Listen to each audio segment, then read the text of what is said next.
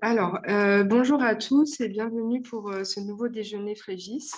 Aujourd'hui, vous êtes plus de 440 inscrits et donc nous vous remercions d'être toujours, de plus en plus nombreux à chaque déjeuner et pour votre fidélité.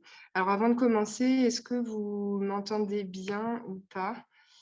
Euh, Il n'y a pas de... Personne se manifeste, donc je pense que c'est bon. Donc aujourd'hui, on va aborder le sujet de l'incidental slalom surrénalien et en particulier que faire en pratique. Alors pour commencer, la première chose... Alors attendez, ça ne marche pas. Ah bon. Donc, pour commencer, on va revenir sur la définition d'un incidentalome surrénalien. Donc, ça correspond à la découverte fortuite d'un nodule, d'une masse ou d'une hyperplasie des glandes surrénales lors d'une exploration abdominale pour une autre cause. Donc là, vous avez en image l'illustration de trois cas sur lesquels une lésion surrénalienne a été découverte de façon fortuite, donc deux en échographie et un en scanner sur l'image centrale.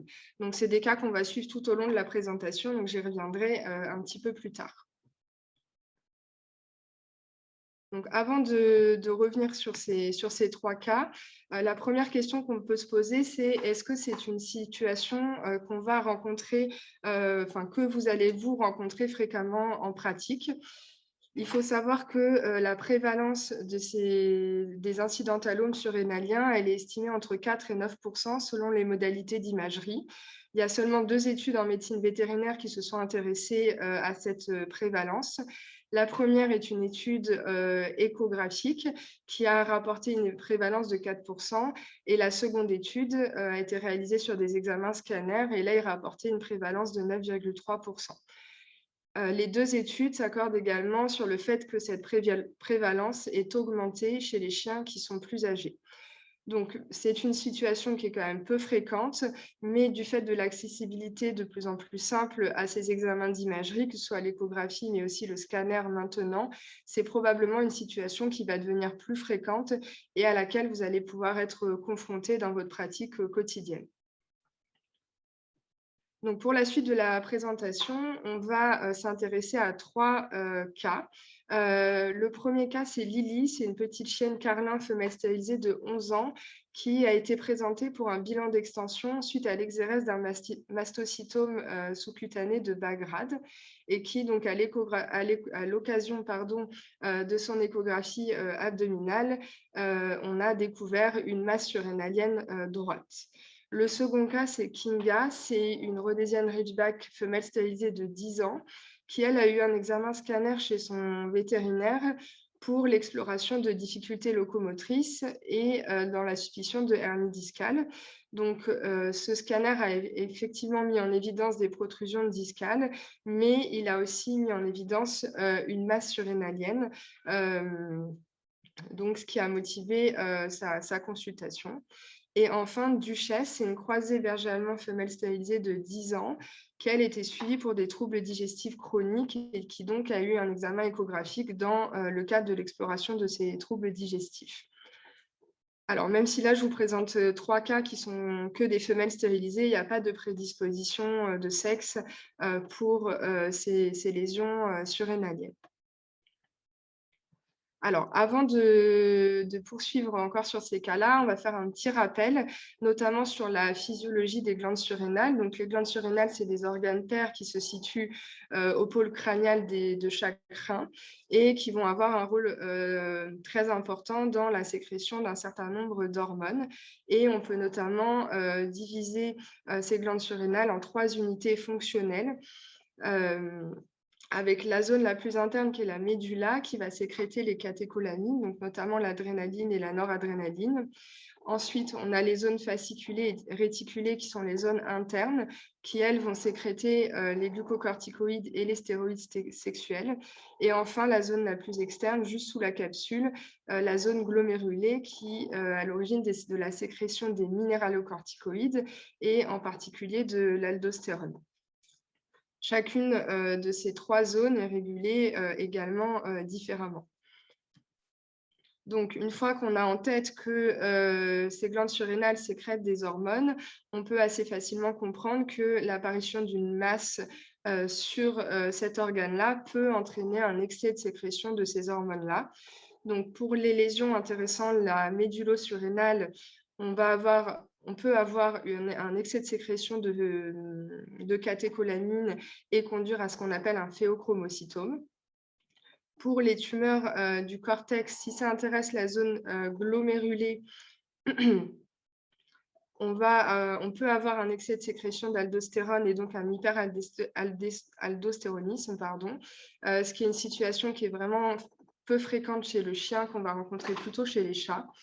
Et pour ce qui est des zones fasciculées et réticulées, on peut avoir des tumeurs qui vont sécréter de façon anormale du cortisol ou plus rarement des stéroïdes sexuels et entraîner un syndrome de Cushing.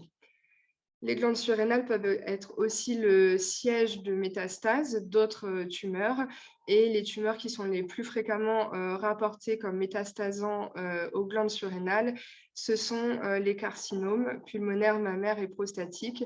Mais comme vous pouvez le voir sur ce tableau, il y a quand même un grand nombre de tumeurs qui peuvent métastaser aux glandes surrénales.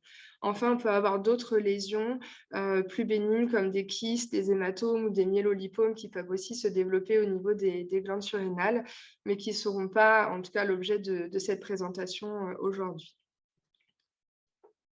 Donc, une fois qu'on a bien en tête ces informations-là, la première question qu'on peut être amené à se poser quand on est face à la découverte d'une lésion surrénalienne sur un chien, c'est est-ce que la lésion est donc sécrétante ou pas? La première étape pour répondre à cette question, ça va être de revenir sur l'anamnèse et sur les examens d'orientation qui ont souvent déjà été réalisés sur ces chiens-là. C'est-à-dire, est-ce qu'en requestionnant les propriétaires, j'ai des pistes qui peuvent m'indiquer un excès de sécrétion d'une hormone ou d'une autre? Donc, si on revient à nos trois patientes et qu'on commence par Lily, donc on re-questionne les propriétaires. Ils ne décrivent pas de polyuropolydipsie ni de polyphagie.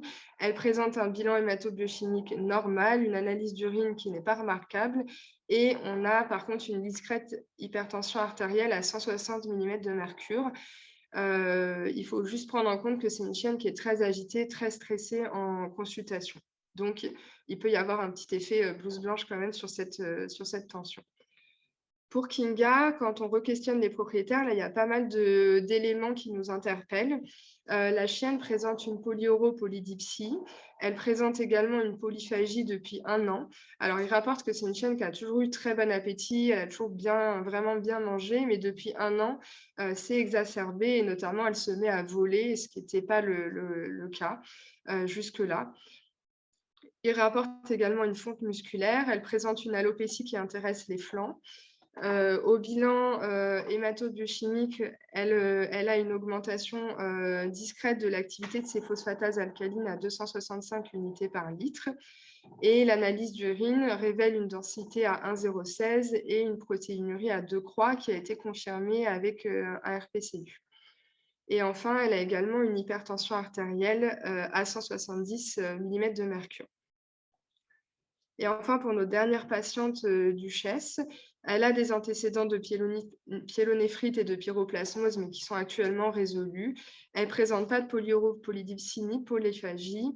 Elle a un bilan hématobiochimique qui montre uniquement une augmentation discrète de l'activité de ces phosphatases alcalines. L'analyse d'urine et la pression artérielle ne sont pas remarquables. Donc, maintenant qu'on a ces différents éléments, on va se demander si on peut les rapprocher d'une dysendocrinie ou pas. Donc, pour ça, on va s'aider un petit peu de la littérature. Et donc, dans le cas de syndrome de Cushing, donc là, je vous ai remis les tableaux qui sont dans les Tinger. Donc, on a des signes cliniques qu'on va rencontrer communément chez ces chiens-là. Et puis, je vous ai mis ceux qui étaient moins communs ou qui étaient rares.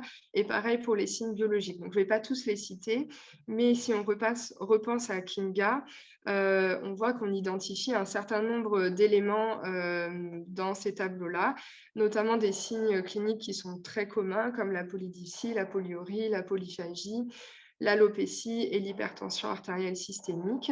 On a également une augmentation de ces phosphatases alcalines, une protéinurie et une densité urinaire qui est basse. Donc là, on a pas mal d'éléments, en tout cas pour une de nos patientes, qui nous orientent vers un excès de sécrétion de cortisol et donc un syndrome de Cushing. Pour le phéochromocytome, ça reste des tumeurs qui sont plus rares, donc qui conduisent à un excès de sécrétion de catécholamine. Et donc là, si on regarde un petit peu ce qui est décrit dans les études, il n'y a pas d'anomalie biologique spécifique. Pareil pour les signes cliniques. On a une augmentation de l'activité des enzymes hépatiques dans 10 à 25% des cas. La NFS est souvent non remarquable. Dans 20% des cas, ils décrivent une hyperglycémie et ou une protéinurie. Et la donnée qui est assez intéressante, c'est que l'hypertension artérielle systémique est retrouvée dans seulement 50% des cas. Pourquoi on s'attend à avoir une hypertension sur ces chiens-là? Parce que les catécholamines, donc comme je l'ai dit tout à l'heure, ça comprend l'adrénaline et la noradrénaline. Donc, quand on sécrète trop ces hormones-là, on s'attend à ce que l'animal soit hypertendu. Toutefois, c'est décrit à la fois chez le chien, mais c'est aussi très bien décrit chez l'homme. Ça peut évoluer par phase, par crise hypertensive. Et donc, si vous mesurez la tension à un moment où le chien n'est pas en crise, on ne va pas objectiver cette hypertension. Donc, ce qui est important à retenir, c'est qu'un animal qui n'est pas... si votre animal n'est pas hypertendu, vous ne pouvez pas exclure sur cette base-là un phéochromocytome. Donc, on revient sur nos 3 chiens, maintenant qu'on a ces différents éléments pour nous aider. Donc, sur Lily, on a donc très peu de signes en faveur d'un syndrome de Cushing et on a quand même cette possible hypertension. Donc, on va considérer qu'un syndrome de Cushing est peu probable et qu'un phéochromocytome, par contre, reste possible. Pour Kinga, on l'a vu, on a beaucoup d'éléments en faveur d'un syndrome de Cushing. Et par contre, pour le phéochromocytome, pareil, elle est hyper tendue, elle a une protéinurie, donc ça reste possible. Et enfin, pour Duchesse, donc là, on n'a pas d'éléments en faveur ni d'un syndrome de Cushing, ni d'un phéochromocytome à ce stade, même si on l'a dit juste avant, l'absence d'hypertension ne permet pas de l'exclure complètement. Donc, on a considéré à ce stade-là que ces deux pathologies étaient peu probables. Alors, maintenant qu'on a émis ces hypothèses, on va essayer de les confirmer ou de les infirmer en réalisant des tests fonctionnels. Donc, pour le premier cas de Lily, on a dit qu'on suspectait peu un syndrome de Cushing. Donc, on va réaliser un test qui nous permet d'exclure cette maladie et notamment un dosage du ratio cortisol sur créatinine urinaire. Donc, dans son cas, ce dosage était normal, ce qui nous permet d'exclure une maladie de Cushing. Alors, on va revenir très rapidement sur ce test. Donc, ça consiste, dans l'idéal, à prélever les urines du matin, ce qui permet d'avoir la production d'urine sur plusieurs heures. Le réaliser à distance d'un événement stressant, donc pas au moment de la consultation et pas après un événement stressant, puisque ça va entraîner une décharge de cortisol. Donc, on recommande au moins 48 heures après cet événement stressant. Et donc, l'intérêt de ce test, c'est qu'il est très sensible. Donc, comme il est très sensible, on va normalement pas avoir de faux négatifs. Et par contre, le désavantage de ce test, c'est qu'il est peu spécifique, donc on risque d'avoir beaucoup de faux positifs. Donc, il faut interpréter ce test comme un diagnostic plutôt d'exclusion. Et par contre, si le résultat la valeur était augmentée, on ne pourrait pas conclure un syndrome de Cushing juste sur la base de ce test-là, du fait de sa faible spécificité. Donc, on a exclu le Cushing. Deuxième maladie à explorer, c'est le phéochromocytome. Donc, pour ça, on a dosé ce qu'on appelle les normétanéphrines plasmatiques. Et donc, on a réalisé le dosage à 2 reprises. Un premier dosage qui s'est avéré augmenté, mais discrètement augmenté. Donc, on a préféré confirmer cette valeur-là. On la recontrôla 2 mois plus tard et on a remarqué que l'augmentation était plus significative. Alors, on va revenir également sur ce test-là. Donc déjà, qu'est-ce que c'est les norméthanéphrines? C'est un produit de dégradation de la noradrénaline. On peut également doser les méthanéphrines, qui est un produit de dégradation de l'adrénaline. C'est des métabolites qui sont inactifs et donc on va pouvoir doser à la fois dans le plasma et à la fois dans les urines. Il y a plusieurs études qui se sont intéressées à ces dosages-là chez le chien, notamment. Donc là, le premier graphique en haut, c'est une étude qui a comparé donc la valeur des norméthanéphrines plasmatiques chez des chiens atteints de phéochromocytome comparé à des chiens atteints d'une maladie surrénalienne autre, d'une maladie non surrénalienne ou des chiens sains. Et donc, ce qu'on remarque, donc la partie la plus à droite du graphe correspond aux chiens atteints de phéochromocytome. Et on remarque qu'il y a une différence significative entre ces chiens atteints de phéochromocytome et tous les autres groupes. Et donc, dans cette étude, ils ont défini une sensibilité de 100% et une spécificité autour de 97%. Donc, ce qui est plutôt très bien. Le deuxième graphique, c'est un peu similaire, sauf que là, ils ont réalisé le rapport norméthanéphrine sur créatinine urinaire. Et pareil, donc là, les chiens atteints de phéochromocytome sont le plus à gauche. Et on remarque également une différence significative entre ces chiens atteints de phéochromocytome et les autres groupes.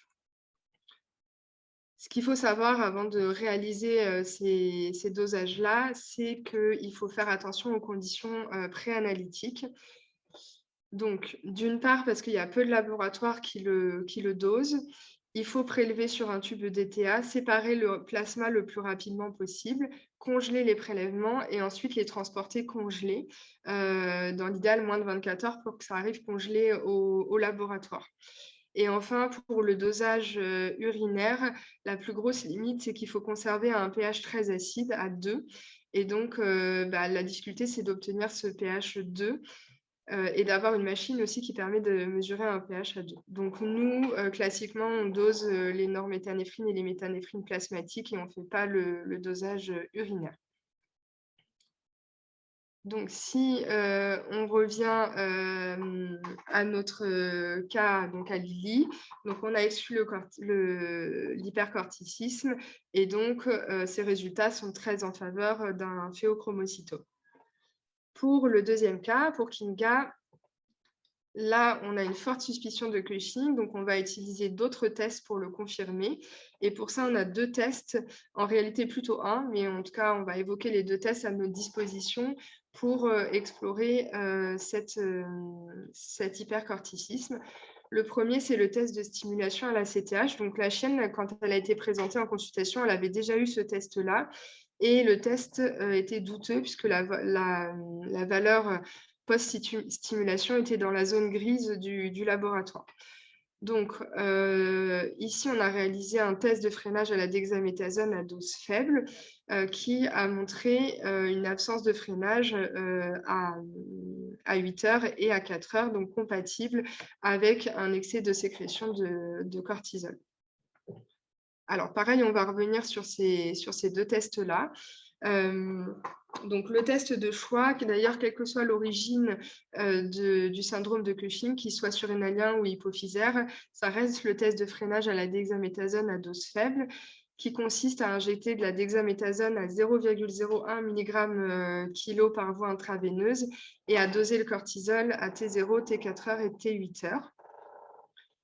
C'est un test qui a une bonne sensibilité, entre 90 et 95%, et une spécificité qui est moyenne, entre 40 et 50%.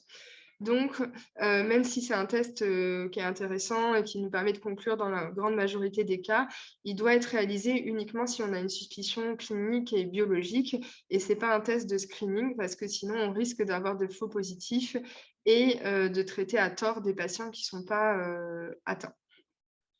Le deuxième test, c'est le test de stimulation à la CTH, qui consiste donc à injecter du synactène à 5 microgrammes par kilo par voie intraveineuse et à réaliser un dosage du cortisol à T0 et T1 heure, pardon. Alors, ce test-là, dans le cas particulier des lésions surrénaliennes, il a vraiment une sensibilité qui n'est pas bonne, autour de 60%, et une spécificité qui est moyenne. Donc, ce n'est pas le test qui va être recommandé quand on suspecte un hypercorticisme d'origine surrénalienne. Donc, pour Kinga, une fois qu'on a ces éléments-là, on peut conclure quand même assez facilement qu'elle a effectivement un excès de sécrétion de cortisol par ses glandes surrénales. Et on avait également dosé les normétanéphrine et le résultat était complètement normal, ce qui nous a permis raisonnablement d'exclure un phéochromocytome. Et enfin, pour Duchesse, donc elle, on avait peu de signes en faveur à la fois d'un syndrome, enfin, on n'avait pas de signes en faveur d'un syndrome de Cushing, à part ses pales qui étaient un tout petit peu augmentées, et pas de signes non plus en faveur d'un phéochromocytome.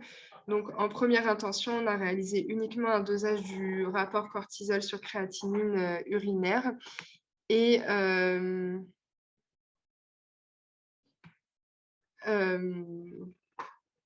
le dosage s'est avéré normal. Donc, ce qui a permis d'exclure un excès de sécrétion de cortisol. Et on s'est arrêté là en termes d'exploration pour ce chien-là, en tout cas à ce stade. Par rapport à ces pales qui étaient augmentées, c'est un chien qui a des troubles digestifs chroniques, donc l'augmentation de ces phosphatases alcalines peut être liée à ces troubles digestifs.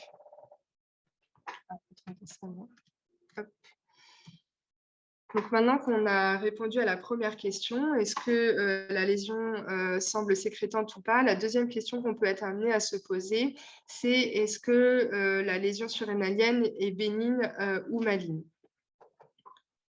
Pour ça, on a plusieurs éléments pour nous aider à répondre à cette question-là. D'abord, la taille. Les tumeurs qui mesurent plus de 4 cm, l'ensemble des études s'accordent pour dire que c'est des tumeurs malignes. Pour les lésions mesurant entre 2 et 4 cm, le plus souvent, c'est des tumeurs malignes. Et pour les lésions mesurant moins de 2 cm, elles peuvent être aussi bien bénignes que malignes. Et ce n'est pas possible d'émettre d'hypothèse par rapport au caractère bénin ou malin. La présence de métastases abdominales ou thoraciques est bien évidemment en faveur d'une tumeur maligne et la présence d'une invasion vasculaire est plutôt en faveur d'une lésion maligne également. Enfin, ça n'apparaît pas sur la diapositive, mais la présence de minéralisation au niveau des glandes surrénales n'est pas du tout prédictive du caractère bénin ou malin. Et en particulier, les phéochromocytomes présentent rarement des lésions de minéralisation. Le deuxième examen qui peut sembler intéressant pour répondre à cette question-là, c'est la réalisation d'examens cytologiques. Donc, ce que les études s'accordent à dire, c'est que la cytologie permet de différencier une tumeur de la corticale d'une tumeur de la médulaire avec une précision d'environ 87%, mais ça ne permet pas de différencier les lésions bénignes des lésions malignes. Là, vous avez deux figures qui sont issues d'un article. La première figure, c'est une lésion tumorale de la corticale. Et donc, ce qu'on remarque, c'est que les cellules présentent un faible rapport nucléocytoplasmique avec une grande quantité de cytoplasme basophile qui peut contenir des petites vacuoles et des noyaux centraux apériphériques. Alors que sur la figure 2, donc à droite, c'est la cytologie d'un phéochromocytome. Et là, on va plutôt avoir une population uniforme de noyaux nus, ronds à ovales, qui vont être disposés soit en rangée, soit en rosette, comme on peut le voir sur cette figure-là. Ce qu'on remarque en pratique, c'est que les examens cytologiques sont rarement faits sur les glandes surrénales. Et la raison pour laquelle c'est rarement fait, c'est que les radiologues sont souvent frileux pour ponctionner les surrénales à cause des complications qui peuvent y être associées. Dans cette étude-là, ils ont mené du coup une étude auprès des radiologues pour savoir si oui ou non ils réalisaient des cytoponctions des glandes surrénales. Et il y en a 2 tiers qui ont répondu qu'ils ne le faisaient pas à cause des risques de complications, notamment le décès ou les hémorragies associées aux ponctions. Dans la deuxième partie de l'étude, ils ont analysé 50 résultats, dont 23, de surrénales qui avaient été ponctionnées, dont 23 étaient suspectés des phéochromocytomes sur la base de la cytologie uniquement. Et donc, sur ces 50 cas, il y en a seulement 4 qui ont présenté des complications, ce qui représentait 8%. 3 ont présenté des hémorragies qui étaient faibles à modérées et qui n'ont pas nécessité d'intervention particulière. Et un chien est décédé, mais ce chien présentait plusieurs comorbidités et notamment une paralysie laryngée qui est suspectée la cause du décès. Donc ça semble être une procédure qui n'est pas si risquée que ça, mais c'est vrai que les radiologues sont souvent un petit peu frileux à la pratiquer. Donc si on revient sur nos 3 cas, il n'y en a aucun des 3 qui a eu des ponctions surrénaliennes. Et donc, Lily et Duchesse présentaient des lésions qui mesuraient moins de 2 cm, donc difficile de conclure, enfin pas possible de conclure sur la nature bénigne ou maligne de la lésion. Et Kinga présentait une lésion de 2,1 cm, donc plutôt en faveur d'une lésion maligne. Enfin, la dernière partie de cette présentation va s'intéresser au traitement. Donc, une fois qu'on a identifié la masse, qu'on a identifié si elle était sécrétante ou non, et qu'on a suspecté qu'elle était maligne ou non, et on va proposer un plan thérapeutique au propriétaire. Alors, pour nos 2 premières patientes, Lily et Kinga, c'est plutôt une surrénalectomie qui est recommandée. Les indications de la surrénalectomie, c'est la présence d'une tumeur de plus de 2 cm, la présence d'une tumeur sécrétante et bien évidemment l'absence de métastases. Alors, avant de lancer les propriétaires sur une surrénalectomie, il faut quand même bien les informer des risques associés à ce type d'intervention chirurgicale. Et notamment du taux de mortalité, qui est estimé entre 19 et 60% selon les études. Alors, ce taux de mortalité semble être un peu moins élevé sur les études plus récentes et il semble dépendre aussi de l'expérience du chirurgien, de la présence d'une équipe d'anesthésistes et de la stabilisation médicale préopératoire des chiens. Les complications péropératoires les plus fréquemment rencontrées sont la tachycardie, les arythmies, les crises hyper ou hypotensives et les hémorragies. Donc, comme je vous l'ai dit, le fait de stabiliser médicalement les chiens avant l'intervention semblerait diminuer le risque de décès pendant la chirurgie. Et notamment pour les phéochromocytomes, ce qui est décrit, c'est l'utilisation d'un alpha-bloquant et notamment de la phénoxybenzamine. Chez l'homme, suite à l'introduction de la phénoxybenzamine chez les patients avant la chirurgie, ils sont passés d'un taux de mortalité entre 40 et 60% à un taux de mortalité autour de 6%. Chez le chien, il y a une étude qui a été réalisée en 2008 où, pareil, la mortalité chez les chiens non traités était autour de 31% contre 13% chez les chiens traités. Il y a 2 études plus récentes de 2020 et 2022 qui, elles, remettent un petit peu ça en question. Celle de 2020, c'est que des chiens qui n'avaient pas été traités et ils n'avaient pas de complications plus importantes. De taux de complications plus élevés. Et sur la deuxième étude, où là, ils ont comparé des chiens avec et sans traitement préopératoire, le taux de complications pendant les chirurgies était identique. Alors, la limite quand même, c'est que la phénoxybenzamine, elle n'est pas disponible en France. Donc, on peut utiliser quand même d'autres alpha-bloquants comme le prazosin.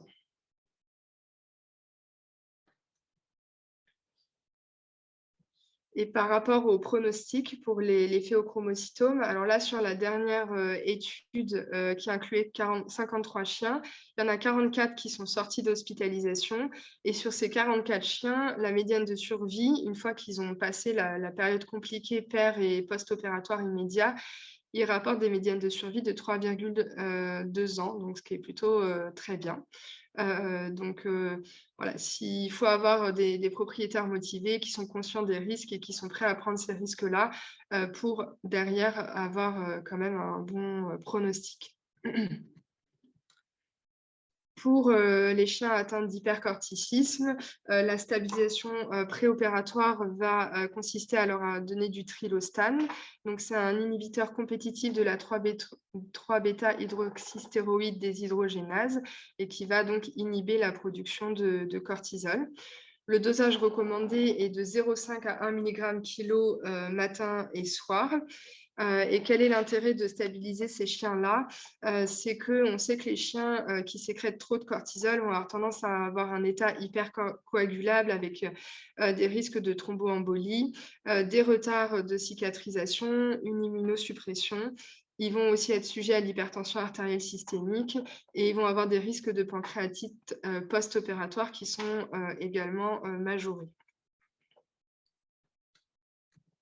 Donc, si on revient de nouveau à nos trois patientes, donc pour Lily, la surénalectomie a été déclinée. Ils ne voulaient pas prendre le risque opératoire.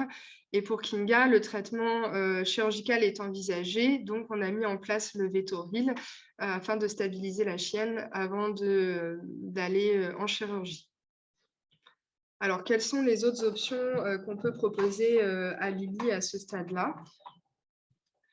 La première, c'est l'utilisation de toceramide, qui est un inhibiteur de tyrosine kinase et qui va en fait limiter l'angiogénèse.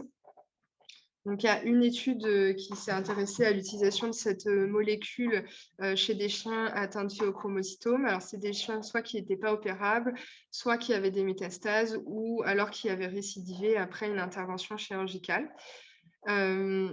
Et donc, sur ces 5 chiens qui ont été traités, 4 ont présenté une stabilité de la maladie et 1 une réponse partielle. Il faut quand même voilà, bien informer des gens du coût du traitement et des effets secondaires également liés à l'utilisation de ce médicament qui nécessite un monitoring quand même rapproché. Et la dernière option, c'est la radiothérapie stéréotaxique. Alors là, c'est une étude très récente puisqu'elle a été publiée le mois dernier, 23 septembre 2022. Elle a été menée aux États-Unis, à Los Angeles, sur 8 chiens qui présentaient un phéochromocytome, 3 qui étaient présentés avec un hémoabdomen, 7 avaient un envahissement de la veine cave caudale et 3 présentaient des métastases à l'atrium droit. Donc, c'est des chiens sur lesquels la chirurgie n'était pas forcément envisagée. Et donc, sur ces 8 chiens qui ont reçu de la radiothérapie, il y en a 3 qui ont présenté une résolution complète des signes cliniques et une diminution, enfin pas 3, ils ont tous, présenté une résolution complète des signes cliniques, une diminution du ratio normétanéphrine sur créatinine urinaire, plus ou moins une diminution de la taille de la tumeur. Et sur les 5 chiens qui étaient toujours suivis à la fin de l'étude, la médiane de suivi était de 25 mois. Donc, ça semble être une alternative qui pourra être intéressante dans le futur. Donc, concernant Lily, l'option Palladia n'a pas été retenue du fait du risque d'avoir des effets secondaires et la radiothérapie n'a pas été proposée. Donc, on a mis en place un traitement palliatif avec du prazosin. Pour Kinga, donc, on l'a déjà vu, on a mis en place le Vétoril. Et enfin, pour Duchesse, donc, il n'y a aucun traitement qui a été mis en place et donc un suivi échographique et clinique a été recommandé. Donc, au cours de ce suivi, ce qu'on a constaté, c'est que,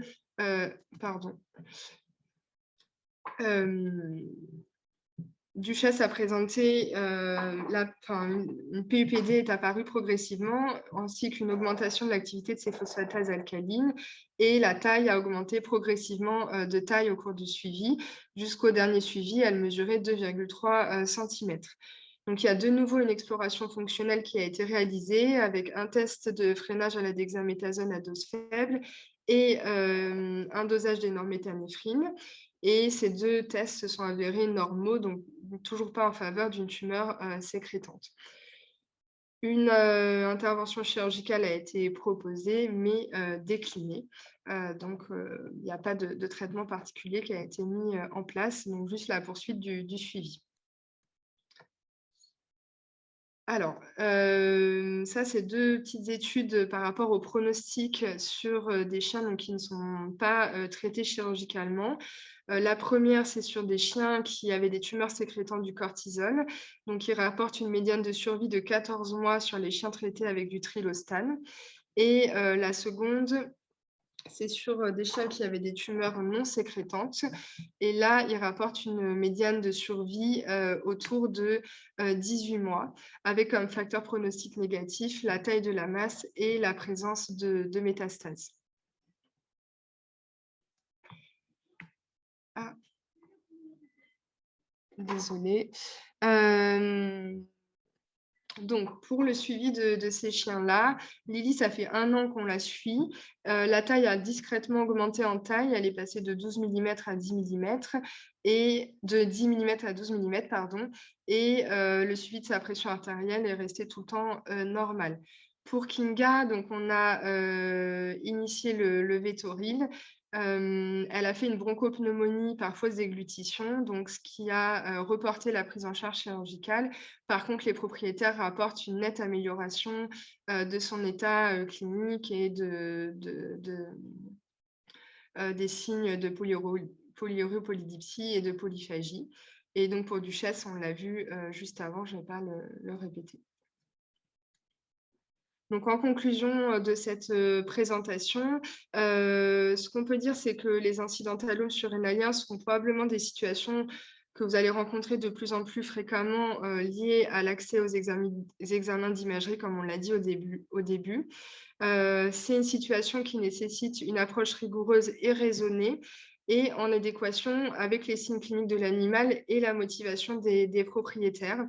C'est important de les impliquer dans ce suivi-là parce que c'est souvent des chiens qui sont asymptomatiques de ces lésions-là. Donc, il faut bien programmer les suivis avec les propriétaires. Et aussi, si vous avez des propriétaires très motivés qui vont jusqu'à la chirurgie, qu'ils soient très conscients du risque qui peut y être associé parce que si l'animal semblait en bonne santé et que malheureusement la chirurgie ne se passe pas bien, il faut quand même qu'ils aient été prévenus en avance. Donc voilà pour cette présentation. J'espère que ça vous a apporté des clés pour la prise en charge de ces patients-là. Je vous remercie pour votre participation et je remercie également les partenaires ILS, ESO et TIS pour leur soutien et d'avoir permis la réalisation de ce déjeuner Frégis. Alors, je vois qu'il y a des questions, donc je vais ouvrir la fenêtre sur les questions.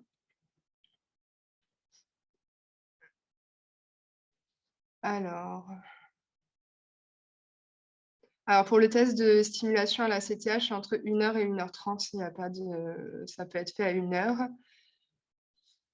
Ensuite, était-ce nécessaire d'exclure également le phéochromocytome pour Kinga, puisque le Cushing était confirmé? Alors, c'est sûr que l'hypertension, elle pouvait tout à fait être expliquée par la maladie de Cushing. Et d'avoir les deux tumeurs concomitamment, c'est vraiment très rare, mais ça reste possible. Donc, ce n'était pas indispensable, mais ça nous donnait un argument supplémentaire pour l'exclure définitivement. Le facteur de taille avec les valeurs chiffrées pour bénin vs malin est indépendant du poids ou du format du chien. Je pense que oui. En tout cas, je n'ai pas vu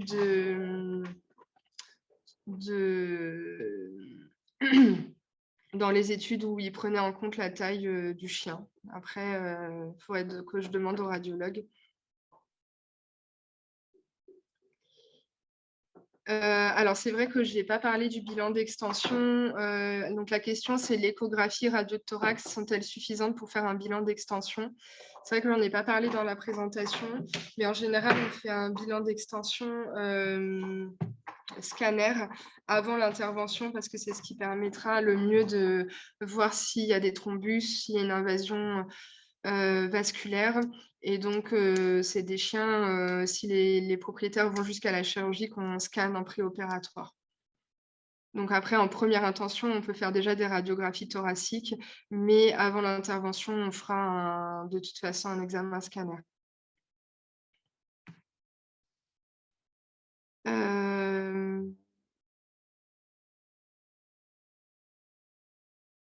A-t-on des centres de radiothérapie stéréotaxique en France? Eh ben, je ne sais pas. Il faudrait que je regarde.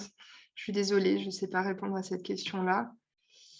Et ensuite, existe-t-il de l'hyperaldostéronisme chez le chien? Oui, c'est possible, mais c'est vraiment une situation qui est pas fréquente. Mais oui, ça reste possible. Après, on ne l'a pas exploré chez ces différents chiens. Souvent, il y a quand même des signes évocateurs avec l'hypertension, l'hypocalémie qu'on n'avait pas retrouvé chez ces différents patients. Voilà, bah, il me semble que j'ai répondu à toutes les questions. Je ne sais pas si vous avez d'autres questions ou pas. Non, apparemment, non. Bon, bah, apparemment, il n'y a pas d'autres questions. Donc, bah, écoutez, je vous remercie et je vous souhaite à tous une bonne journée. Au revoir.